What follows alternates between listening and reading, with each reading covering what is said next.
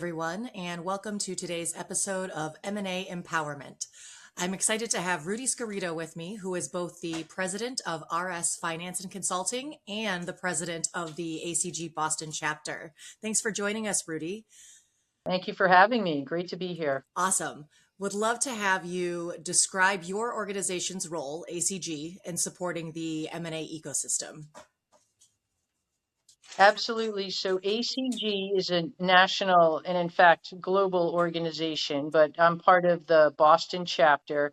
And ACG in Boston in particular is set up to bring together buyers and sellers of companies and anyone else who participates in an M&A transaction. So that, in addition to private equity buyers or corporate buyers, investment bankers or business brokers, we also invite and encourage participation by accountants, by lawyers, by consultants, really by anyone who has some bearing on an M&A transaction. And our community in Boston is probably 600 people. Wow. Plus or minus.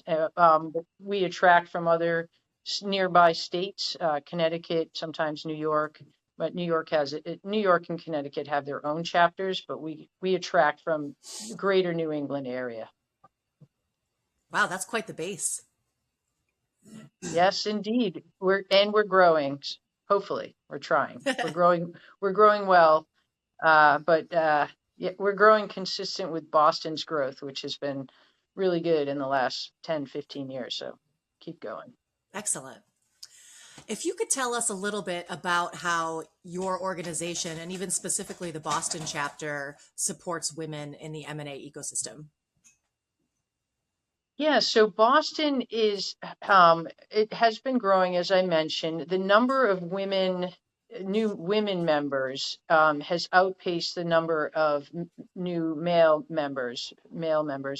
And that's mostly a function of the greater involvement among the employers in hiring women into these roles, because historically finance and M&A in particular has not been all that inclusive of women. I don't think it was purposely excluding them, but it just wasn't an area because of some of the demands, the time requirements, the travel requirements. It hasn't been as populated by women. But we're seeing a total shift, and more women not only are joining firms that participate in M&A, but they are joining ACG as the organization that cultivates relationships among M&A professionals. And in the Boston chapter in particular, we have a group of women who have been members for a while who make a point of organizing women's events in advance of larger events that are all inclusive, so that we can get women together in advance, network with each other, and then walk in as a group to these larger events, which often makes new women members more comfortable because they've already met the people that they're walking in with, and it helps them feel comfortable participating in an event where there might be 200 or 300 people, none of whom they know. So they walk in with buddies, if you will. And that's been really successful. Our women membership is growing quite attractively right now. Excellent. That's great to hear. Yeah, I can see how the kind of safety and numbers thing there probably helps everyone feel a little bit more comfortable when they're getting into these larger events. I know from experience, just with attending things like ACG Deal Max and stuff like that, that it can definitely be a little intimidating.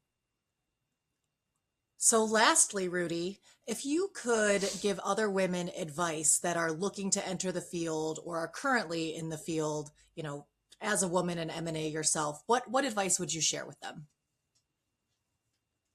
Yeah, so I mentioned that historically women haven't been a large part of the M&A community. And when I started 35 years ago, and that was very true then, the reason was primarily it's a long day. It's maybe 12, 14, 16 hours a day. It tends to be 7 days a week. There tends to be a lot of travel away from home. And if you're a child bearer, as women are, you can't really be away. That type of schedule is very challenging, obviously, just for biological reasons. But that's sort of separate. In recent years, companies have been more accommodating with like maternity leave, paternity leave, ways to support parents with children so that people can either work from home or work with a child, or maybe there's childcare at work. So that's getting better. But there was some reluctance on the part of firms, I think, to hire women for those reasons, at least 30 plus years ago when I started. And we're not seeing that as much. So firms are proactively now saying we have half the population out there to consider, and more firms are hiring women. So my recommendation to women who are entering private equity firms, investment banks, accounting firms, law firms, participating in the M&A community is just be yourself. Do what you would do if you worked anywhere else. Do your best job. Always treat your clients with as a top priority. Keep their focus and their interests top of mind. Work as hard as you can to hold up your end of the bargain.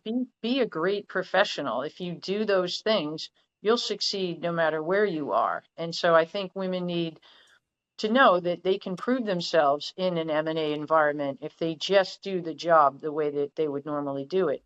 Second, excuse me, second, I would say that it's important not to be intimidated. And I feel that people in a negotiation, for example, which we're always doing in M&A, they'll use different tactics, and some may use intimidation as a tactic. People need to bear in mind, women and men, it's don't be intimidated. Hold your ground, have your points, make your points, stand your ground, and that will help you, because it can be very it can get pretty intense in these discussions. And I think some people might have a tendency to back down. Don't back down. Hold your ground. Stand up for what you believe in and what you're fighting for your clients. And then third, just be yourself. Just it's as you would conduct yourself in any other aspect of life. Have the confidence that you're there for a reason. You were hired for a reason. They want you on their team for a reason. So be that team member and do your job, and you'll be fine. Awesome. Well, that's great advice, Rudy. Thank you so much for joining us today. And thanks to our audience for joining us for this episode of M&A Empowerment. Thank you very much. I enjoyed it.